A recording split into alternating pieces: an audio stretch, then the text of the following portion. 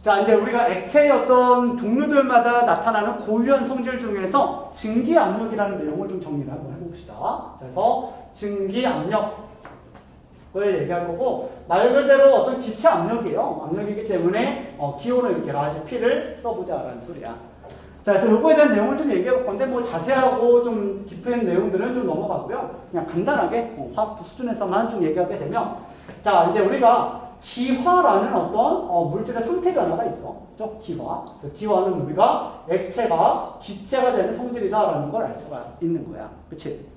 그래서 이 기화의 종류에는 크게 두 종류가 있는데, 하나는 표면에서만 기화가 일어나고 있을 때 우리는 증발 이렇게 얘기를 해주고 있고, 그 다음에 액체 전체에서 기화가 일어나고 있을 때는 부글부글거리면서 이거를 끓음 현상이다라고 얘기를 하게 되는 거죠. 그래서 증발과 끓음이 있는데, 얘는 이제부터 표면 기화고, 그죠? 표면 기화. 그 다음에 여기는 끓음 같은 경우는 전체 기화다. 이렇게 정리할 수가 있을 거야. 그치? 자, 그러면 이제 우리가 지금은 어디에 좀 포커스 맞출 거냐면, 요 증발, 표면 기화에 좀 집중해서 공부를 해 나갈 건데, 자, 증발이 왜 일어나게 되냐면, 중성과학에서는 모든 물질은 다 입자화되어 있고, 입자는 스스로 끊임없이 운동하고 있기 때문에 증발과 확산 현상이 일어난다. 이렇게 얘기를 하거든요. 그쵸? 이 증발은 그래서 왜 일어나냐면, 분자 운동 때문에 일어나게 되는 거야. 그래서 얘는 지금 그 분자들의 어떤 운동 에너지가 크면 클수록 증발되는 속도가 좀 빨라진다라고 얘기할 수 있는 거고, 그리고 이 운동 에너지가 결국 커진다는 거는 뭐 바람을 많이 불게 한다든지 뭐 이런 것들이 있겠지만, 어쨌든 간에 이 운동 에너지 자체를 우리가 증가시킬 수 있는 방법은 온도의 증가다라는 것도 알 수가 있겠다. 그치? 그래서 온도가 좀 뜨거워지면 그만큼 이제 우리가 운동 에너지가 커지고 있고 증발이 좀 더 활발하게 일어난다라는 걸 알 수가 있는 거죠. 그치?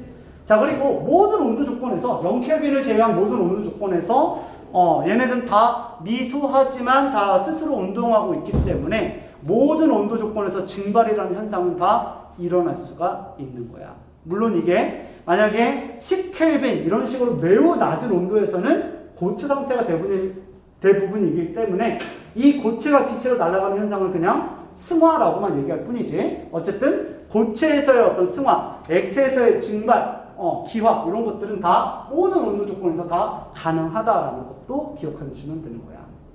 근데 끓음은 좀 그렇지 않죠? 그래서 끓음 같은 경우에는 어떤 정해진 어떤 압력과 온도 조건에서만 끓어나갈 수가 있는 거고, 그때 이 끓음을 이해하기 위해서 우리는 증기압력이라는 개념을 이해하고 있어야 된다는 거죠. 그렇죠? 그래서 우리가 요 증발에 대한 내용을 좀 더 정확하게 좀 잡아주고, 그리고 나서 끓음을 잠깐 얘기합시다. 그죠? 자, 그래서 우리가 이제 물질들마다 이렇게 증발하는 경향이 좀 다르다라는 소리예요. 그래서 우리가 어떤 A라고 하는 뭐 액체가 있다고 얘기합시다. A라는 액체가 있었고, 이 액체가 어떤 주어진 온도에서 당연히 이제부터 기화를 하겠죠. 그치? 증발할 수 있고, 자, 여러분들이 다 알다시피 모든 상태 변화는 가역 변화다라는 것도 알고 있는 거야. 그치? 그래서 이게 증발하는 방향도 있다면은 이게 응축하는, 액화하는 방향도 있다는 걸 알고 있는 거죠. 그쵸? 정반응이 이제 우리가 기화고, 역반응은 응축이다. 액화다라고 얘기할 수가 있는 거야. 그리고 자, 이게 지금 T도시에서 이렇게 일어난다고 얘기했을 때 얘뿐만 아니라 B라고 하는 어떤 액체도 당연히 같은 온도에서 증발을 잘하든 못하든 간에 당연히 기화할 수 있다는 소리예요. 그렇죠? 기화할 수 있고 응축할 수가 있다는 거지. 물론 얘네 둘 다 뭐냐면 다 정반응에 대해서 델타를 칠하지 않은 거죠. 기화열을 흡수하는 흡열 과정이다라는 것도 알 수가 있겠다. 그치? 이렇게 얘기했는 거야. 자, 그러면 우리가 이 A나 B나 종류가 달라졌기 때문에 같은 온도다 하더라도 얘네들이 증발하는 경향성은 조금은 다르다라는 거고, 그 증발을 증발하려고 하는 어떤 힘, 증발하려고 하는 압력, 나가려고 하는 이 압력을 이제 우리는 증기압력이다라고 얘기를 해줘요. 그래서 이 상태에서 우리가 증발하려고 하는 힘, 증발하는 힘, 요거를 이제 우리는 증기압력 이렇게 얘기할 수가 있겠다. 그렇죠? 자, 그래서 의미를 이렇게 받아들이면 좀 쉬워요. 그래서 나가려고 하는 힘이다. 이렇게 생각해주면 좋은 건데, 자, 그러면 우리가 얘네들이 증발을 누가 잘하지, 증기압이 누가 크지 라는 거를 우리가 확인할 때 얘를 이렇게 열어놓은 상태에서 같은 온도를 둘 다 유지시켜주고 A를 요만큼 담았을 때 B도 똑같이 담은 다음에 얘네들이 수면이 누가 빠르게 감소하는지를 관찰하게 되면 누가 증발을 잘한다라는 걸 알 수가 있는 거야. 그치? 그래서 만약에 A가 똑같은 시간 동안에 이만큼 감소했다고 얘기합시다. 그죠? 이만큼 감소하고 B는 이만큼 감소했다고 얘기를 해보는 거야. 그럼 누가 증발을 잘하는 거야? A가 증발을 잘한다라는 거고, 그러면 A가 증발하려고 하는 힘이 크다, A의 증기압력이 크다라고 얘기할 수가 있다는 거지. 괜찮죠? 뭐 이렇게 생각하면 좀 쉽게 접근할 수가 있다는 거죠. 그런데 이 증발하려고 하는 힘이 그래서 A가 B보다 큰데 얼만큼 커? 이렇게 물어보고 싶은 거야. 얘를 수치화하기 위해서는 이 날아가는 걸로는 우리가 수치화할 수가 없다는 거죠. 그래서 얘를 어떻게 하면 되냐면 닫은 상태에서 실험해주면 되는 거야. 그래서 이제부터 요 증발하려고 하는 힘을, 자, 이 힘을 이제 우리가 수치화하겠다라는 소리예요. 수치화. 이거를 좀 더 정량화하면은 그 개념을 이제 우리는 증기압력 이렇게 얘기를 해줘요. 자, 그래서 한번 봅시다. 자, 그래서 얘네들 증발하는 경향성을 수치화하기 위해서 우리는 동적 평형 개념을 가지게 돼요. 자, 그래서 이렇게 가져온 다음에 여기 안에다가 A 액체를 갖다 놓고 그 다음에 얘를 이렇게 피스톤으로 닫은 다음에 묶어버린다라는 소리예요. 그치? 마찬가지로 B도 열린 개가 아니라 얘도 피스톤을 연결해가지고 얘도 지금 이렇게 떠는 다음에 그리고 나서 얘를 딱 닫고 기다려주겠다는 소리야. 그치? 그러면 이제부터 A나 B나 다 증발하겠죠. 그쵸? 쭉 증발해가지고 A도 이제부터 A의 어떤 기체가 생겨나고 있을 거고 B도 이제부터 B 기체가 생겨나기 시작하겠지? 라고 얘기를 하는 거야. 그치? 근데 그 고유한 성질이 A가 증발하려고 하는 힘이 더 크다면은 이게 증발하는 속도도 빨랐을 거고 요 내부의 증기의 어떤 몰수도 엄청나게 많을 거다라는 걸 알 수가 있는 거죠. 그러면 증기가 엄청 많아지게 되면 이제부터 얘네들이 팅팅 치고 나가다 보면 액체 표면을 부딪혔을 때 얘네들이 응축하는 애들이 존재하고 있다는 소리야. 그래서 결국엔 증발하는 속도는 일정하게 있을 건데 이 증발하는 속도랑 응축하는 속도가 같아지게 되면 우리는 동적 평형에 도달했다라고 얘기하는 거고 우리 육안으로 봤을 때는 이 증기들의 어떤 상태가 일정하게 유지되는 것처럼 보인다는 거죠. 마찬가지로 B도 증발하는 양은 좀 달라요. 그렇죠? 그래서 증발은 잘 못하지만 어쨌든 이 안에서 생긴 증기가 응축하는 속도가 같아지면은 더 이상 변화가 느껴지지 않는다는 거지. 이 상태를 우리는 화학원에서 동적 평형 상태다라고 얘기를 했을 거야. 그치?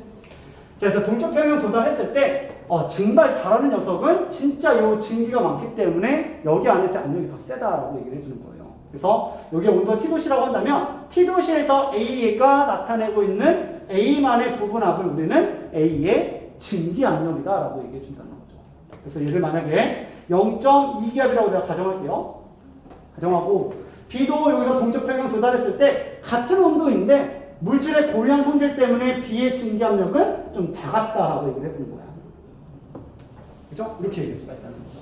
그러면 T도시에서 A가 증발 잘하는 거 알겠는데 그 T도시에서 A가 B보다 0.1기압만큼 증발 잘해 라고 얘기할 수 있다는 소리예요. 이게 증기압의 진짜 의미가 되는 거야. 그래서 증기압을 우리가 그냥 문장으로 정리하게 되면 어떤 주어진 온도에서 일정한 온도에서 밀폐된 공간 속에 액체와 기체가 동적 평형을 이루고 있을 때 그때 그 기체만이 나타내고 있는 부분 압력을 우리는 증기압력이다 라고 얘기를 해주게 되는 거예요. 괜찮죠? 이렇게 얘기할 수 있겠다. 자, 그러면 A라고 하는 물질이 B보다 증기압이 이렇게 크다는 말은 지금부터 의미는 이렇게 들어갈 수가 있겠죠? A가 B보다 첫 번째 증발을 잘한다 라고 얘기할 수가 있을 거야. 그치? 증발 굿 이렇게 얘기할 수 있겠죠. 그죠? 자, 그래서 증발 잘한다는 말이 우리가 다른 말로는 휘발성이 좋다라는 표현을 해주거든요. 그래서 이게 휘발성이 좋다라고도 얘기를 해줘요. 휘발성이 좋다. 이렇게 얘기해줍니다. 자, 그 다음에 증발을 잘한다는 거는 자, 분자간 인력은 어떨까? 클까 작을까? 작을 수밖에 없는 거야. 그치? 친구들과의 인력을 끊어내고 다 기체로 날아가야 되거든요. 그쵸? 그렇기 때문에 얘네들 분자간 인력은 약하다라고 얘기할 수가 있는 거고 분자간 인력이 약하되 바로 치고 들어가는 거지 그러면 끓는 점은 어떻다? 낮은 물질이다라는 걸 알 수가 있는 거죠. 그죠? 이렇게 정리할 수 있겠다. 자, 세 번째는 자, 몰 기화열이라는 용어가 있거든요. 또는 몰 증발열 이렇게도 얘기해 주는데 자, 몰 기화열 또는 몰 증발열 이렇게도 얘기해 주는데 무슨 말이냐면 물질 1몰을 기화시키기 위해서 필요한 열을 우리는 몰 기화열 이렇게 얘기해 주는 거야. 자, 몰 기화열은 클까 작을까? 작을 수밖에 없는 거야. 그치? 증발을 애초에 잘하기 때문에 1몰을 증발시킬 때도 내가 조금만 열을 가해도 다 증발시킬 수가 있을 거다라는 소리죠. 그렇죠? 이렇게 누르와 몰 기화열은 작다라는 것도 이해할 수 있겠네요. 그래서 어감이 좀 반대예요. 자, 그래서 A가 B보다 증기압이 크다고 얘기하면은 분자간 이력도 작고 끓는 점도 낮고 몰 기화율도 낮기 때문에 이 어감이 좀 반대이기 때문에 좀 신경 써서 좀 기억을 해줘야겠다. 그치? 증기압이 크다라는 의미를 가지고 바로 이렇게 치고 들어갈 수 있어요. 좋아요.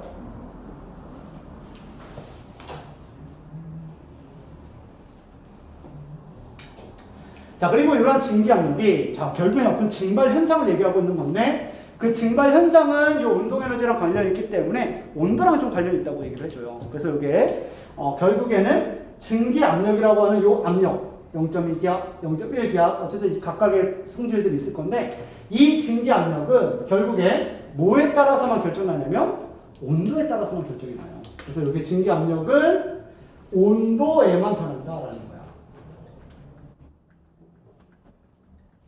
자, 돌려 얘기할게요. 자, 온도가 일정하면 증기압이 변해 안 변해?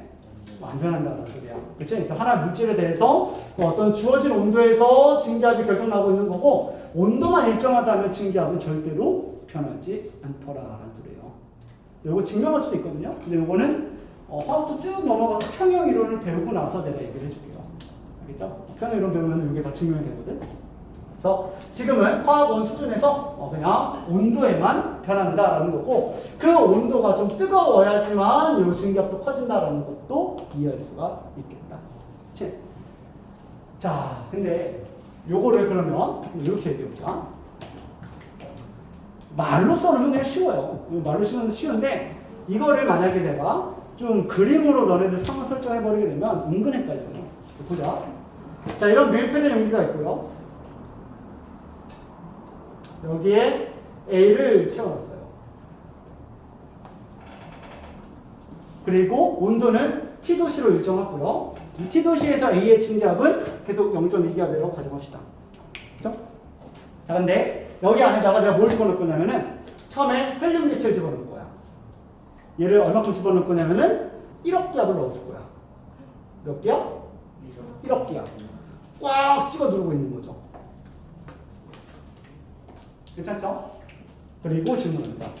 자, 그리고 A의 증기압력은 몇 기압이에요? 0.2기압이라고 얘기를 해줘요. 그죠? 그래서 이렇게 A의 증기압력은 온도가 일정하기 때문에 변하지 않았겠지? 라고 얘기를 해주는 거야. 그래서 이 증발이라고 하는 현상은 그냥 모든 온도에서 그냥 입자가 스스로 운동하고 있기 때문에 일어나는 현상이라서 외부 압력이 2기압이든 3기압이든 상관없이 그냥 얘는 그 온도에서 운동 에너지를 가지고 팅팅 튕겨 나간다라고 보시면 돼요. 그래서 이게 결국에 0.2기압을 맞추고 동적 평형에 도달을 할 거고요. 그럼 이 동적 평형 도달했을 때 이 A가 느끼고 있는 요 전체 반응계의 압력, 그죠? 또는 외부 압력은 당연히 이제 1억.2기압이 나오겠지. 그쵸? 0.2기압이 더해져가지고 1억.2기압 이렇게 얘기할 수 있겠지만 외부압은 이렇다는 거지만 A에 대한 부분 압력, A의 증기압력은 변하지가 않더라라고 얘기를 해줘야 됩니다. 괜찮죠? 그래서 증기압은 온도에 의해서만 바뀌게 된다. 자, 또 하나는 이런 것도 얘기할 수 있겠네요. 자, 이렇게 밀폐 용기를 가져왔는데 여기에다가 물을 열나 많이 있을 거야. 찰랑찰랑찰랑찰랑 A의 양을 엄청 가져온 거야. 자, 그리고 온도는 계속 T도시를 일정했다라고 얘기하면은 이 빈 공간 속에서 A의 증기압력은 몇 기압 나오는 거야? 0.2기압으로 일정하다라고 얘기를 해야 된다고. 그렇지? 그래서 여기서 A의 증기압은 온도가 안 변했기 때문에 역시나 0.2기압 이렇게 얘기할 수가 있어야 되는 거야. 괜찮죠? 자, 그러면 0.2기압이다라고 했으니까 이 공간이 작아졌으니까 기체 몰수는 어떤 거야? 위에 거보다 작은 거야. 그치? 기체 몰수를 줄여서라도 0.2기압을 맞추고 있어야 된다는 소리죠. 알겠죠? 동적 평형했을 때 압력은 변하지가 않더라라는 거야. 자, 그러면 이렇게 0.2기압을 도달했다는 건 뭐냐면은 증발하는 속도랑 응축하는 속도가 같아졌음을 얘기하고 있는 거야. 그치? 근데 이것도 한번 볼래? 자, 이렇게 어떤 용기가 있는데 이 용기 속에 A를 집어넣는데 열나 조금 넣었어. 이만큼만 넣는 거야. A를 뿅 이만큼 넣었대요. 증발하겠죠? 쭉 증발할 건데 어머나 증발하다 보니까 갑자기 액체 A가 다 없어진 거야. 싹 사라졌네? 뿅뿅뿅 어디 갔니? 증기가 됐겠지? 근데 이 증기 압력이 지금 가만히 보니까 0.1기압 이렇게 얘기해 봅시다. 질문. 자, 요 안에는 응축하는 A가 없다. 맞다, 틀리다.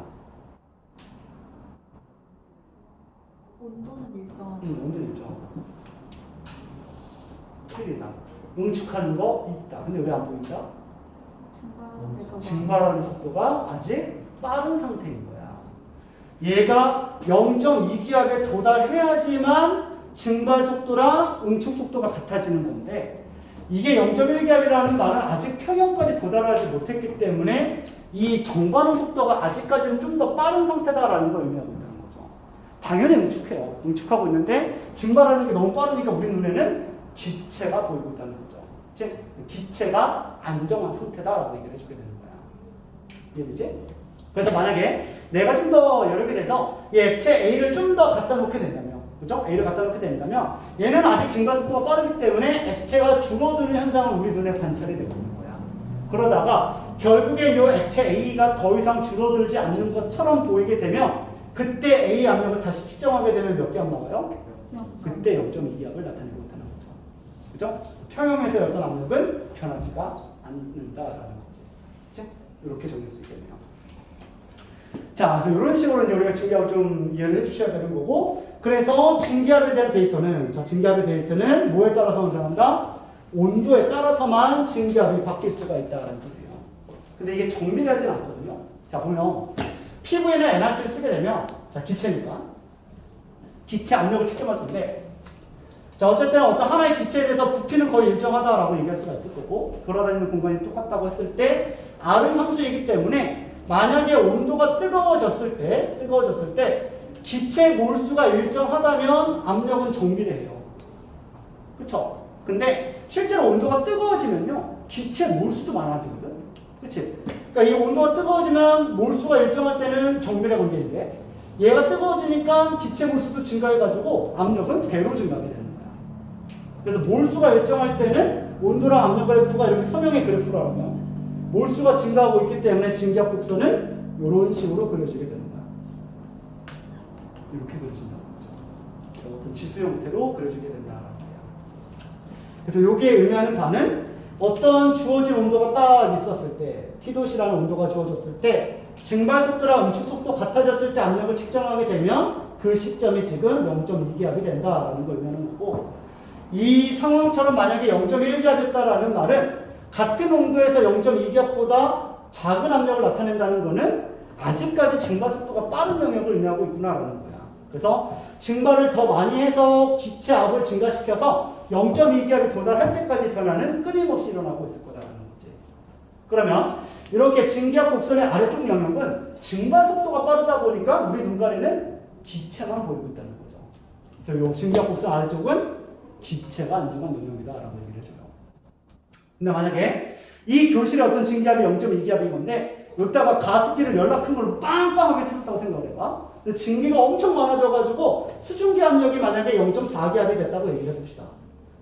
그러면 얘 같은 경우에는 이 0.2기압만 있어도 되는 건데 증기가 너무 많은 거야, 수증기가. 그치? 그럼 이제부터 얘는 압력을 낮춰야죠. 그치? 그래서 기체 몰수를 액체로 바꿔나가면서 0.2기압을 맞춰야지만 반응이 끝난 것처럼 보인다는 거죠. 그럼 이 상황에서는 기체 몰수를 줄이는 거기 때문에 이 역반응 속도가 좀 빠른 상태다라고 얘기할 수가 있는 거야. 그래서 여기서는 응축하는 속도가 빨라서 우리 눈에는요 갑자기 막 물방울이 막 사방에 막 맺히는 걸 확인할 수가 있는 거야. 마치 목욕탕 환경을 보고 있다고 생각하면 되는 거죠. 목욕탕은 증기가 너무 많아. 그러니까 그 밀폐 용기 속에 증기압을 넘어가 버렸기 때문에 다 응축하면서 액체가 안정한 영역으로 보이고 있다는 거야. 너네들이 샤워하러 들어갈 때 어머나 들어가가지고 막 뿌리고 있는데 점점 뭔가 어떻게 되는 거야? 후끈후끈해지죠? 후끈후끈한 게 뜨거운 게 우리 몸에 닿아서 열 전달이 일어나는 게 아니라 훅 끄는 이유는 계속 뜨거운 물을 틀어내니까 증기가 많아지고 있고 그 욕실의 어떤 밀폐된 공간 속에서 증기가 증기압을 넘어가 버리게 되면은 응축하는 속도가 빨라지는 거야. 그러니까 차가운 곳을 띵 만났을 때 바로 응축이 되버리는 거죠. 거울이 하얗게 흐려지고 있고 천정에서 물방울이 뚝뚝뚝뚝 떨어지는 환경이 만들어지면서 액화열이 방출되니까 훈훈함을 느끼게 되는 거죠. 무슨 말인지 알겠죠? 이런 식으로 우리가 증기압 곡선을 해석할 수 있다. 오케이? 자, 뭐 이런 내용이고요. 이게 30페이지에 대한 내용이 되겠습니다.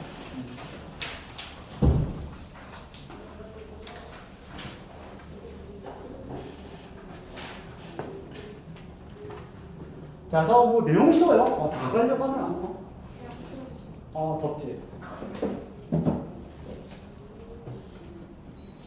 오늘은 진짜까지 끝내자. 고체 못할 것 같아. 하는 김에 얘기해봅시다. 자, 그래서 이렇게 좀 얘기할 수가 있는 거고, 그래서 실제로 내가 대학 다닐 때, 난 학교가 신촌에 있었거든요.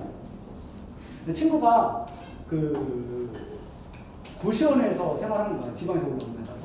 그래가지고 걔가 나한테 새우깡에 소주나 먹자. 집들이를 하겠대. 홀에 고시원 잡아놓고. 고시원을 들어가니까 진짜 얼마나 있는 줄 알아? 딱 입구 들어가니까 진짜 이렇게 직사각형이었는데 이 직사각형 고시원에 침대가 이렇게 있어요. 이만해. 방이 얼마나 작다는지 알겠지? 사람이 누우면 이렇게 누울 수가 있어요. 움직이다 보면 이 벽을 쳐요.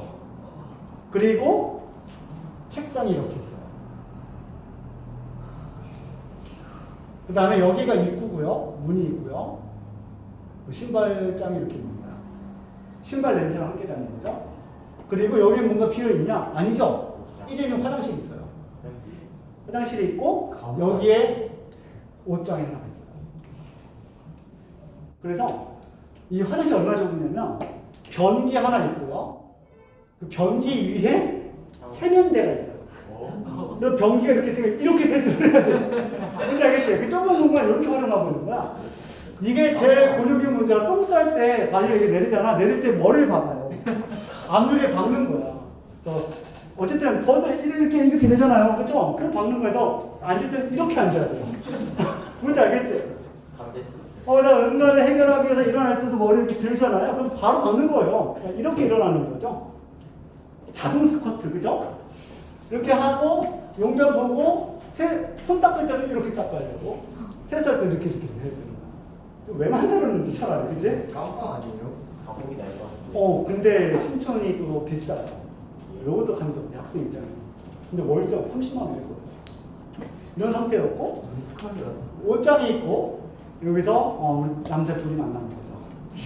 그래서 남자 둘이서 요 가운데 딱 앉아서 새우깡을 2봉지를 딱 까고 소주를 이제 각 2병씩 하자.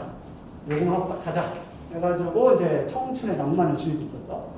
막 이제 거하게 이제 취해가니까 안 되겠다, 한 병만 더 추가할까 하다가 3병씩 먹고 4병씩 먹고 하다가 이제 또 마팅이 가는 거죠. 그래서 이제 아까 에탄올 먹은 그 개가 되고 있었거든요. 그러다가 너무 취한다, 자자 해가지고 그래 너가 손님이니까 아래서 침대에서 자, 내가 여기서 잘게. 그래가지고 고마워. 누웠어요. 누워서 너 근데 여자친구 생겼냐? 있을 리가 있냐? 이러면서 막 이제 얘기하면서 고주망태 돼 있었는데 얘가 갑자기 갑자기 일어나더니 야씨 피부 관리해야지. 피부 관리. 야 내가 가습기 샀다 이러는 거야. 근데 그 가습기가 연락 커가지고 이만한 근데 되게 취했잖아. 그래가지고 이거를 타임을 맞추고 잤어야 될 거 아니야. 24시간 틀어놓고 잔 거예요. 막 이제 징계가 나오고 있었죠. 그래서 아침에 딱 일어났더니 무슨 일이 일어났냐면은 갑자기 땅에 딱 폈거든요. 눈을 딱 떴는데 구름이 떠다니고 있는 거야. 구름이 둥실둥실 막 구름이 떠다니고 있는 거야. 천장을 보니까 뭔가 이게 뚝뚝 떨어져. 거기가 막 물방울이 뚝뚝 떨어지고 있고 이게 막 구름이 돌아다니고 있는 거야. 왜 그런 거야 이게? 이 밀폐된 반응계에서, 그렇죠? 계속 주어진 어떤 이 온도에서의 어떤 증기압은 정해져 있는데 수증기가 계속 나오니까 증기압이 계속 커지고 있는 거죠. 그러면 액체가 안정화 상태가 되니까 응축하는 속도가 빨라지는 거야. 그러니까 이 수증기들이 다 이제 다 액체가 되면서 공기 중에 액화가 되면서 얘네들은 구름이 만들어지고 있었고, 난 이런 사람 신선인 줄 알았어요. 그지? 내가 무슨 신기에 내가 도달했나? 뭐 이렇게 보고 있었거든. 그러고 그다음에 이 주변에는 마치 목욕탕처럼 옷장은 이미 다 젖었죠. 옷장은 뭐 그냥 축축해요.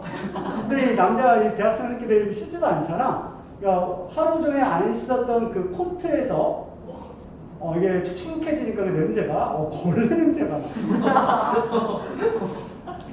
그런 상태에서 우리가 아씨 해가지고 이제 문을 열어놓으니까 갑자기 구름이 사라졌어. 이거 왜 그래? 열린 개로 바뀌니까 증기가 이제 또 빠져나갔을 거고, 증기압이 뚝 떨어져서 건조한 환경이 되니까 증발 속도가 빨라지면서 기체가 다시 안정한 상태로 바뀌게 되는 거죠. 그렇죠? 창문 열니까 구름이 없어졌어요. 근데 나는 이 걸레 같은 내 코트를 입고 친구를 만나러 갔을 때는 나름 꽃단장하고 갔거든요. 우리 때는 소녀시대가 활기차고 있었던 시대라서 스키니진에 코트를 입으면 간지 작살이에요. 그래서 스키니 바지에 백바지에 그 블랙진에다가 코트 하나 딱 걸치고 딱 이제 멋있게 만났는데 갈 때는 걸레를 걸치고 가는 거죠. 내가 이제 학교 신촌이었단 말이야. 신촌은 젊은 애 버리잖아요. 그렇죠? 내가 부천을 살아. 그래서 신촌에서 내가 1300번 그 심야버스를 타면은 그러면 이제 또 부천까지 한 번에 가거든. 그래서 그날 이 걸레를 입고 학교 수업 다 듣고 또 술 한잔 하고 그러고 나서 이제 1300번 타고 가는데 이 신촌역 전에 뭐가 있냐면 2대가 있어요. 그래서 2대에서 예쁜 여학생들 다 탄 거죠. 2대에서 이제 여학생들 다 타가지고 난 이제 신촌역에서 얘를 딱 탔는데 옛날 같았으면 자신감 있게 예쁜 여학생 옆에 앉아가지고 축 하나 던질까 막 이러고 있었겠죠. 근데 번호를 언제 물어보지? 막 이러고 있었는데 나한테서 나는 이 걸레 냄새가 참을 수가 없기 때문에 빈자리가 있는데 서서 갈 수밖에 없는 거죠. 타이어. 아씨 막 이러고 있다가 그 다음 역이 홍대예요. 홍대도 요 홍대는 뭐 10대 20대 할 거 없어요. 다 있어요. 그죠? 그래서 여기 또 젊은 애 다 타는 거야. 여기서 엄청 타니까 막 미어 터지는 거야. 그래서 막 사람들끼리 이제 압사가 돼가지고 이렇게 다 이렇게 눌려 있는 거죠. 죄송하게도 내 앞에 있는 사람은 무슨 죄야, 그죠? 그냥 앞에서 내 걸레를 계속 맡고 있으니까. 그래가지고 이러고 이제 집에 왔던 기억이 나네요. 어쨌든 그랬어요. 그걸 보면서 증기압이 생각났어요. 아 미안. 여러분들도 항상 화학을 생각하라. 그죠? 과거 공부하면 이런 거 할 거야. 과거 없이 준비하면. 자, 이렇게 정리할 수 있겠고. 자, 그래서 증기압력은 나가려고 하는 힘을 수치화했다라고 보시면 되는 거고요. 자, 그래서 요걸 가지고 끓음에 대한 정의를 좀 정리하죠. 그래서 끓음은, 자, 이제, 끓음에 대한 정의인데, 끓음은 현상이야. 끓음은 어떤 현상이 있는데, 얘는 전체 기화 현상이다. 전체 기화 현상. 자, 그래서 이 전체 기화 현상이 일어나려면 좀 조건이 좀 필요하거든요. 그 조건이 뭐냐면, 자, 얘는 일단은 어떤 그 액체가 느끼고 있는 어떤 반응계의 압력이, 그죠? 그래서 그 반응계의 압력이 크든 작든 그건 상관이 없어. 그건 상관없는데, 내가 어떤 온도 변화를 줬을 때도 이 반응계 압력이 항상 일정해야 된다는 소리예요. 그래서 이 반응계 압력이 일정한 조건이 일단 첫 번째로 잡혀 있어야 되는 거야. 그래서 우리가 살고 있는 이 자연계에서는요, 어느 정도는 그냥 압력이 일기압으로 일정하거든요. 대기압도. 그치? 그래서 뭐 온도 변화가 좀 일어난데, 그래도 내가 느끼는 대기압은 거의 일기압이라는 거지. 그치? 그래서 물을 갖다 놓은 다음에 얘 압력을 측정하게 되면 물이 뜨겁든 차갑든 간에 항상 갖고 있는 압력이 질소 0.8기압, 산소 0.2기압, 1기압 잡고 있는 거야. 그치? 그래서 이렇게 외부 압력이 일단 일정하다라는 어떤 조건이 필요하고요. 그리고 나서 이 조건에서 모두 끌어나가는 건 아니고 이렇게 억누르고 있는 이 압력을 우리가 극복하고 나가는 힘이 충분히 커져야 된다는 소리야. 그래서 이게 크든 작든 간에 이 반응기 압력이 있을 건데 이 반응기 압력보다 나가려고 하는 이 증기 압력이 크거나 같을 때 이제 우리는 전체 기화를 관찰할 수 있다는 소리예요. 괜찮죠? 그래서 이렇게 이제 우리가 얘기할 수가 있겠네. 자, 두 가지 조건을 다 만족하고 있어야 되는 거야. 자, 그러면 우리 자연계의 현상 말고 이거 다 끌어나가잖아. 그렇지? 그런 거 말고 자, 요게 요거 하나만 얘기할까? 자, 우리가 증기압력 얘기할 때 지금 우리가 물에 대한 내용을 얘기했으니까 물의 증기압력을 전체 온도에 대해서 다 외울 필요는 없는데 하나는 외워야 돼요. 뭐냐면 두 개는 여기. 첫 번째 0.01도에서의 증기압력을 외워줘야 돼요. 이거는 상평형에서 좀 자세히 할 건데 얘는 0.00 기압 이렇게 외워줘요. 자, 그래서 물에 대해서 요 증기압력 하나 외워주시고, 자, 또 하나는 100도씨에서의 증기압력을 좀 기억합시다. 물은 100도씨에서 증기압력이 1기압입니다. 그래서 자연현상에서는요, 외부 압력, 그 액체가 느끼고 있는 반응기 압력이 거의 1기압으로 일정하게 유지되고 있는 상황에서 물의 증기압력이 1기압에 도달하게 되면 끓음이 발생할 수 있다는 거죠. 그리고 그 끓음이 발생하게 되면은 우리가 더 이상 가열을 해도 다 얘가 상태 변화에 열을 쓰고 있기 때문에 온도가 일정하게 유지가 될 건데 그 일정하게 유지되는 온도를 우리는 끓는 점 이렇게 얘기를 해주게 되는 거야. 그래서 얘를 여기는 끓는 점 이렇게 얘기할까. 끓음에서야 일정하게 유지되는 온도를 끓는 점 이렇게 얘기한다고요. 그렇죠? 자, 이렇게 얘기할 수 있는 건데, 자, 자연계 현상 말고, 자, 우리가 그럼 랩실에서, 실험실에서 우리가 끓음 현상을 관찰하려면은 외부 압력을 일정하게 맞추려면은 밀폐 용기에서는 절대로 관찰할 수가 없어요. 관찰할 수 없고, 얘를 피스톤을 연결해가지고 맞다리 갔다리 부피 변화를 시켜가지고 계속 반응기 압력을 1기압을 유지할 때만 끓음이 일어날 수가 있는 거야. 그래서 이렇게 외부 압력을 일정하게 맞춰 놓으려면은, 자, 얘네들의 어떤 반응계의 상황이 액체를 갖다 놓고 피스톤을 연결해 줘야 되는 거야. 그래야지만 내가 가열하면 어쨌든 피스톤이 팽창하면서 결국 여기가 계속 외부압이 1기압으로 유지가 될 수 있다는 소리지. 그러면 증기압이 1기압에 도달했을 때, 즉 100도에 도달하게 되면은 전체적으로 부글부글 끓어나가는 현상을 관찰할 수 있다는 소리야. 그런데 만약에 내가 이 녀석을 묶어버려서 이러한 형태를 만들어버리게 되면 이제부터는 100도에 도달했을 때 이게 끓어 안 끓어? 안 끓어요. 그냥 동적 평형만 나타내고 있고요. 그 안에 이 수증기의 압력이 1기압일 뿐인 거예요. 왜냐면 내가 가열하면서 이 반응기 압력이 계속 증가하고 있어요. 그치? 이해돼? 피스톤이 아니면은 요게 부피가 일정하니까 온도가 뜨거워지면 이 기체들의 운동 에너지가 커지면서 압력이 계속 세지잖아. 그치? 그러면 반응기 압력이 일정하지 않은 상황에서는 끓을 수 없다고요. 동적 평형만 관찰하게 되는 거야. 괜찮죠? 그래서 얘는요, 온도를 더 올릴 수가 있어요. 온도를 내가 120도를 올려도요, 절대 안 끓어요. 그냥 동적 평형일 뿐이고요. 그때 이 증기압력은 2기압까지 증가해요. 그냥 동적 평형이고 끓지 않는다는 거지. 연락 뜨거운 물인 거야. 요걸 활용한 게 압력밥솥이야. 압력밥솥은 쌀을 헹궈요. 물에 헹군 다음에 손바닥이 딱 담갔을 때 손등이 찰랑찰랑 할 정도만 물을 떠와가지고 이렇게 쌀통에 넣어주는 거야. 그치? 쌀을 이렇게 씻어가지고 물에 잠가 놓은 다음에 얘를 꽝 닫아가지고 밀폐기를 만들어버리죠. 그리고 나서 나는 전기를 꽂아서 플러스 마이너스 발열량을 걸어주게 되면 이제부터 이 물의 온도가 올라가기 시작을 하겠지. 그치? 물의 온도가 올라가기 시작을 했는데 이게 100도에 도달해도 밀폐 용기이기 때문에 얘를 끌어나가지는 못하는 거야. 즉 온도를 더 올릴 수 있다는 거지. 그치? 그래서 이 밥통이 점점 증기하고 커져요. 커지는 건 맞고요. 얘를 120도까지 올려주게 되면 이 압력밥솥은 이제부터 내부 압력이 엄청 커져 있겠지? 그래서 이게 거의 폭탄이 되어버리는 거야. 그치? 그래서 이것만 견뎌준다면 온도 더 올릴 수 있어요. 온도 더 올려주게 되면은 더 뜨거운 온도를 가지고 쌀을 익히려다 보니까 쌀이 금방 익는 걸 확인할 수가 있는 거죠. 그래서 압력밥솥까지 우리가 급속으로 만약에 밥을 한다고 하면은 10분이면 밥을 만들 수 있거든요. 그 이유는 엄청나게 뜨거운 어떤 그 물의 온도를 가지고 쌀을 빠르게 익히는 거예요. 근데 이게 더 이상 온도를 올리게 되면 어떻게 되는 거야? 터질 수 있잖아. 그러니까 갑자기 여기서 삐 하면서 몇 층을 빼내기 시작하는 거죠. 그럼 이제 쿠크 아줌마가 크크 이러면서 나타나는 거예요. 치사가 완료되었습니다. 합이 잘 됐으니 보온을 유지할 거고요. 잘 져서 쳐드세요. 이렇게 나오는 거예요. 그죠? 그럼 이제 우리는 밥이 다 됐구나라고 생각할 수 있는 거죠. 뜸을 들이겠다라는 거죠. 그래서 원래는 이걸 열리는 순간부터 확 끌어나가야 되는 건데, 그치? 증기압이 지금 2기압인 거고 외부압 1기압 열렸으니까 확 나가야 되는 건데 이게 끌어나가면 그때부터 밥이 아니라 죽이죠. 그렇지? 그렇기 때문에 그냥 물을 조금만 써가지고 쌀 안에 다 흡수시켜 놨기 때문에 끌어나가는 건 관찰할 수 없고 그냥 뜸이 들여졌구나라고만 생각할 수가 있다는 거죠. 이게 압력밥솥의 원리가 되는 거야. 그래서 물은요, 밀폐 용기에서는요 327도까지 온도를 올릴 수가 있어요. 그러면 그때 증기압력이 대략 220기압이 나와. 그럼 폭탄인 거죠. 그 용기만 버텨준다면은 이론적으로 220기압까지 우리가 버틸 수 있고요. 그 이상 온도를 올리면은 초인계 상태라는 걸로 변하게 돼요.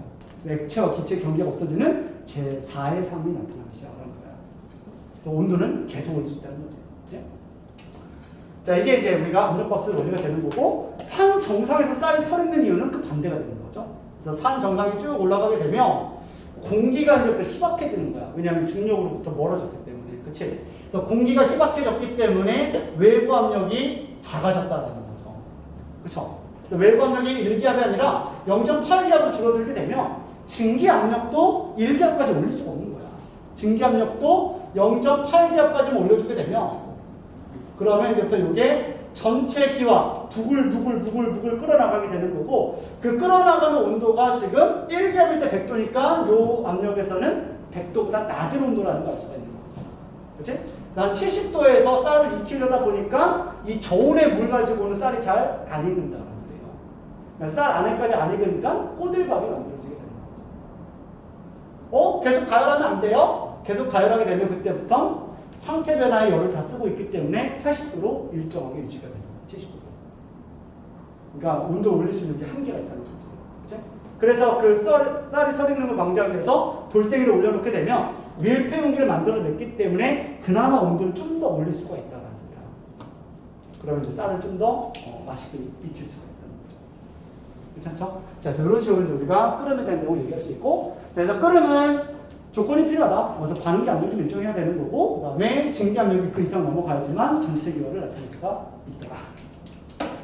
오케이. 자, 이렇게 좀 얘기할 수 있고요. 자, 요거를 가지고 문제 만들어낼 때는 뭐 이렇게 만들어내요. 그냥 증기압을 비교하는 거죠. 자, 이렇게 데이터가 있죠. 자, 데이터를 표를 줄 때도 있고, 그래프를 줄 때도 있는 거야. 자, 그래프를 줄 때는 뭐 너네들이 잘 알고 있는 증기압 곡선을 줄 거고요. 자, A에 대한 증기압 곡선이 이렇게 있었다. B에 대한 증기압 곡선은 뭐 이렇게 있었다. 이렇게 알려주는 거야. 그치? 그렇게 되면, 자, 여기에 지금 T도시에서, 같은 온도에서 지금 A가 B보다 증기압이 크기 때문에 A가 증발을 잘한다. A가 분자간 인력이 작다. A가 끓는 점이 낮다. 그 다음에 A의 몰 기화열이 작다라는 게 자동 반사로 튀어나오셔야 되는 거야. 일단 그건 당연한 거고요. 그 다음에 이 데이터를 활용할 때 보니까 얘네들이 1기압을 나타내는 그 온도를 봤더니 얘는 1기압이 여기 있다고 얘기해 볼게요. 자, 이게 1기압인데 증기압력이 1기압일 때의 온도가 지금 T1 이렇게 얘기해 보는 거야. 그 다음에 증기압력이 1기압일 때 B 같은 경우는 T2 이렇게 얘기할 수가 있는 거죠. 그죠? 같은 증기압을 나타낼 때까지 B가 좀 더 뜨거워져야 된다는 소리야. 근데 만약에 이 데이터를 가지고 우리가 살고 있는 자연 환경으로 넘어오게 되면 자연 환경은 대기압이었고 대기압은 1기압이기 때문에 A와 B가 끌어나가려면은 1기압이 도달을 해줘야 된다는 거지. 그래서 A가 1기압 도달했을 때 그 온도는 T1이고 B가 1기압 도달한 온도는 T2다라는 거예요. B가 A보다 끓는 점이 높다 이렇게도 해석할 수 있다는 거죠. 그죠? 그래서 이게 오개는 뭐냐면 가끔 뭐 설명할 때 이렇게 설명하는 사람도 있는데 이렇게 끊어가요. 야, 우리가 살고 있는 게 1기압이잖아. 1기압에서 이렇게 쭉 끊을게. 그러면 이 압력을 마치 증기압으로 해석 안 하고 외부압으로 해석하고 있는 거야. 이렇게 끊는 게 아니에요. 그냥 얘 증기압을 하나씩 체크해 봐가지고 현재 상황에 처해 있는 압력에 도달하는 압력까지 도달시키고 그때 온도를 해석해 주는 거야. 이게 좀 더 정확한 해석이라는 거지. 같은 거 아니에요, 선생님? 의미를 받아들일 때 똑같은 건데 이거를 이렇게 해석하지 않고 처음부터 이렇게 해석하게 되면 나중에 오개념 생겨. 알겠지? 그래서 이런 식으로 우리가 보시면 되겠습니다. 네, 그래서 X의 성질까지 쭉 정리를 해봤고요. 고체를 나갔어야 되는데 못 나갔고, 자, 문제만 좀 풀게요. 쭉 넘기면 뭐 81번부터 X의 증기압력이라는 게 나오게 되는데 일단 82번 한번 풀어볼까 우리? 뭐야.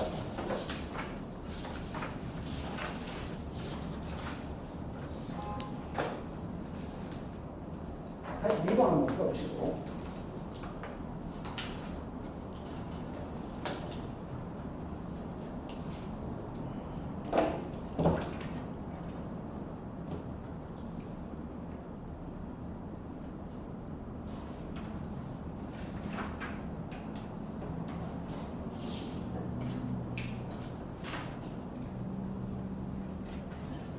자, 답은 몇 번? 3번. 이렇게 잡을 수 있겠죠. 오케이. 자, 83번도 풀까?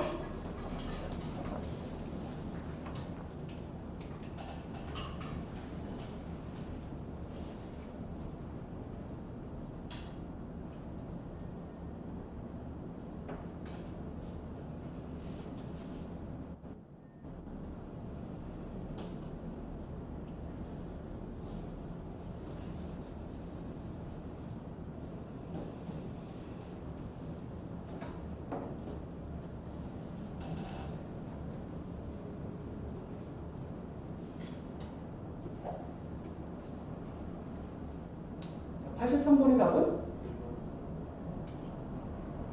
3번. 그쵸? 자, 보면 디귿 때문에 그런 것 같은데, 자, 디귿 보면 외부 압력이 만약에 72토르라고 얘기하게 되면, 자, 지금 요 Y 같은 경우는 증기압이 25도씨에서 70이랑 똑같아진 거잖아. 그럼 여기서 이제 전체 기화가 일어날 수가 있는 거지. 그치?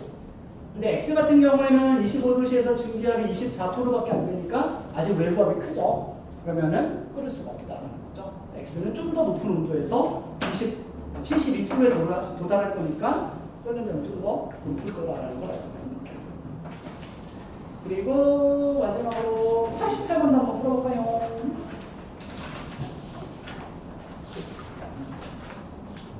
자, 기준 끓는 점이라는 말은 이게 외부압의 일기압 상황에서의 끓는 점을 얘기하는 거야. 기준 끓는 점 또는 정상 끓는 점 이렇게 얘기하고 88번.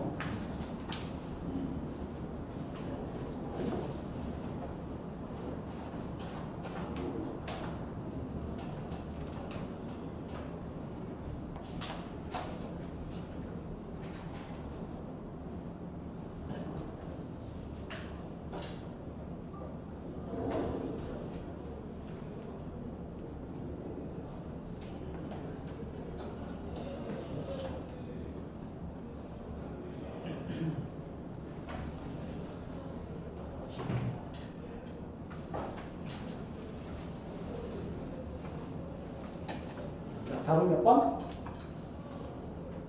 4번. 자, 기억을 조심해야 되는데, 자, 기억을 보면, 자, 기준 끓는 점이라는 거는 끓음에 도달했다는 거거든. 그치? 그럼 얘네들의 기준 끓는 점은 물질의 종류마다 끓는 점은 다를 수 있어. 그치? 일기압마다 온도가 다를 거니까. 근데 기준 끓음에 도달하면 온도는 다르지만 증기압은 다 일기압과 동일한 종류인 거거든. 그치? 그래서 기억에서 A와 B의 증기압력은 같다라고 얘기를 해줘야 돼요. 그 다음에 뭐 분자관님은 C가 더 큰 거 같고요. 그 다음에 40도씨 일기압에서 쭉 뚫고 올라가니까 B와 C가 증기압 곡선의 위쪽 영역에 있는 거 알 수가 있죠. B와 C 두 가지다라는 걸 알 수가 있겠네. 자, 그래서 증기압은 문제가 여기 있는 것도 괜찮기 때문에 뭐 보충자료를 안 그려보고 81번부터 87번까지 안푼 문제들을 그냥 증기압을 풀어오시면 될 것 같아요. 81에서 87. 그리고 번호. 오케이. 여기까지 합시다. 네, 수고했어요.